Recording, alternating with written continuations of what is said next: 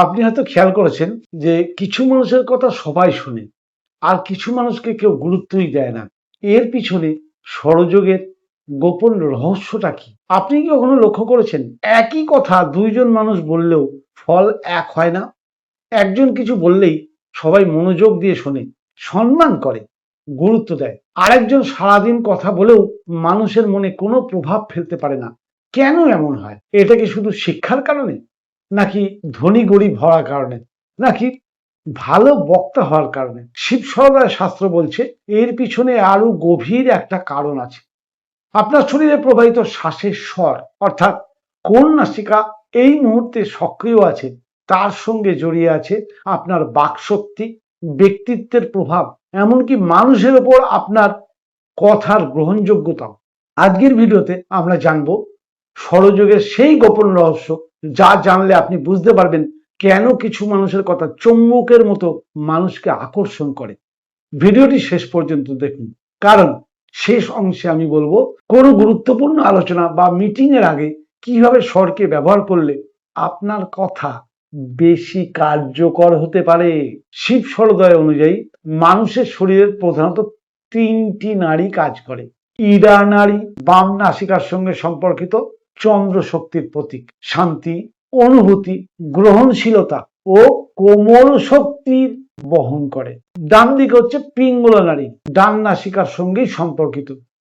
এটা সূর্যের প্রতীক, আত্মবিশ্বাস, নেতৃত্ব দেওয়ার ক্ষমতা, কর্মশক্তি এবং প্রভাব বিস্তারের শক্তি বহন করে। সুষুম্না নাড়ি হচ্ছে যখন দুই নাসিকা প্রায় সমানভাবে প্রবাহিত হয়, তখন চেতনার উচ্চ স্তরে প্রবেশ করে। ধ্যান এবং আধ্যাত্মিক সাধনার জন্য এটি সর্বোত্তম সময়।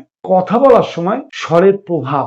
শিব পার্বতীকে বলেছিলেন, যে ব্যক্তি নিজের স্বরকে জানে সে নিজের কর্মের ফলকে নিয়ন্ত্রণ করতে পারে। এর অর্থ হলো আমাদের প্রতিটা কাজের মতো বাক্য স্বরের প্রভাবে শক্তিশালী ও দুর্বল হতে পারে।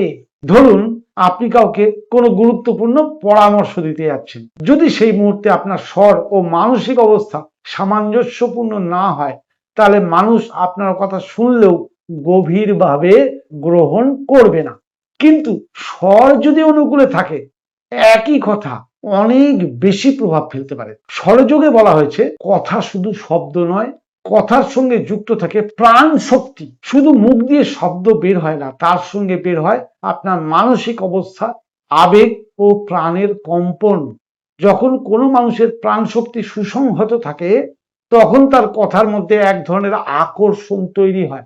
আমরা প্রায়ই বলি লোকটার মধ্যে একটা আলাদা ব্যক্তিত্ব আছে, অথবা ওর কথা শুনতে খুব ভালো লাগে। স্বরযোগের ভাষায় এটাই প্রাণ শক্তির প্রভাব। যখন পিঙ্গলা বা ডান নাসিকা সক্রিয় থাকে, তখন মানুষের মধ্যে স্বাভাবিকভাবেই আত্মবিশ্বাস বৃদ্ধি পায়, কণ্ঠস্বর সুদৃঢ় হয়, সিদ্ধান্ত নেওয়ার ক্ষমতা বাড়ে, নেতৃত্বের গুণ প্রকাশ পায়। তাই গুরুত্বপূর্ণ বক্তব্য, নেতৃত্বমূলক আলোচনা, ব্যবসায়িক সিদ্ধান্ত, উপস্থাপনা বা দর কষাকষির সময় পিঙ্গলা স্বরকে অনেক ক্ষেত্রে উপযোগী বলা হয়েছে। এই সময়ে বলা কথা অধিক দৃঢ়ভাবে প্রকাশ পায়। তবে এর অর্থ এই নয় যে ডান নাসিকা চললেই সবাই আপনার কথা শুনবে। এর সঙ্গে প্রয়োজন সঠিক চিন্তা, সততা ও আত্মসংযম। যখন ইরা বা বাম নাসিকা সক্রিয় থাকে, তখন মানুষের আবেগ, সহানুভূতি এবং অনুভূতি শক্তি বৃদ্ধি পায়।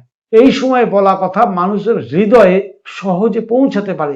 কাউকে বোঝানো, সম্পর্ক মেরামত করা, সান্ত্বনা দেওয়া, ভালোবাসা প্রকাশ করা, শিক্ষা দান করা, এসব ক্ষেত্রে ইরা স্বরের ভূমিকা বিশেষ গুরুত্বপূর্ণ বলে স্বরযোগে বর্ণিত করা হয়েছে। অনেক মহান শিক্ষক বা আধ্যাত্মিক ব্যক্তির কথায় যে কোমল অথচ গভীর প্রভাব দেখা যায়। স্বরযোগ সেই রহস্যকে প্রাণ শক্তির ভারসাম্যের সঙ্গে যুক্ত করে। এখন প্রশ্ন হলো, কেন কিছু মানুষকে গুরুত্ব দেওয়া হয় না?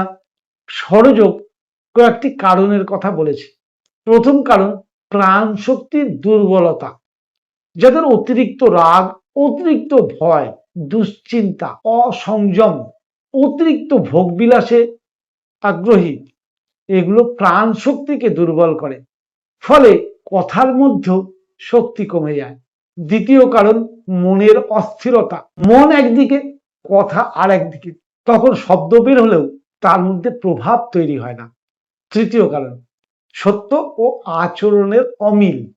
যদি মানুষ আপনার কথার সঙ্গে আপনার কাজের মিল না দেখে, তাহলে ধীরে ধীরে আপনার কথার গুরুত্ব কমে যায়। স্বরযোগে বলা হয়, অন্তরের শক্তি ছাড়া বাক্যের প্রকৃত শক্তি জাগ্রত হয় না।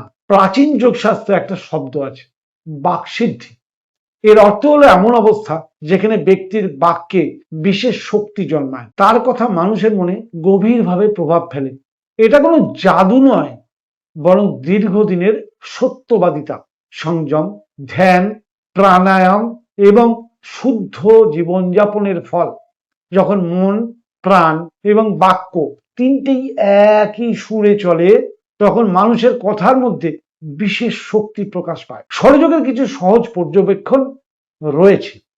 যদি আপনার কোনো গুরুত্বপূর্ণ মিটিং, সাক্ষাৎকার বা আলোচনা থাকে, তাহলে প্রথমে লক্ষ্য করুন কোন নাসিকা বেশি সক্রিয়।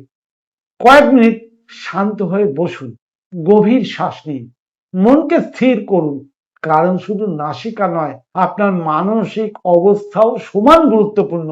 স্বরযোগ কখনোই কেবল নাসিকা পরিবর্তনের খেলা নয়, এটি সচেতনতা বৃদ্ধির একটি বিজ্ঞান। আজ আধুনিক গবেষণা তো দেখা যায় শ্বাস প্রশ্বাসের ধরন আমাদের স্নায়ুতন্ত্র, আবেগ এবং মানসিক অবস্থাকে প্রভাবিত করতে পারে। ধীর ও সচেতন শ্বাস মনকে শান্ত করে, চাপ কমাতে সাহায্য করে, আত্মবিশ্বাস বাড়াতে সাহায্য করতে পারে। যদিও স্বরযোগের অনেক আধ্যাত্মিক দাবির বৈজ্ঞানিক প্রমাণ এখনো কিন্তু সীমিত, তবুও শ্বাসের সঙ্গে মন ও আচরণের সম্পর্ক নিয়ে গবেষণা কিন্তু আজও চলছে।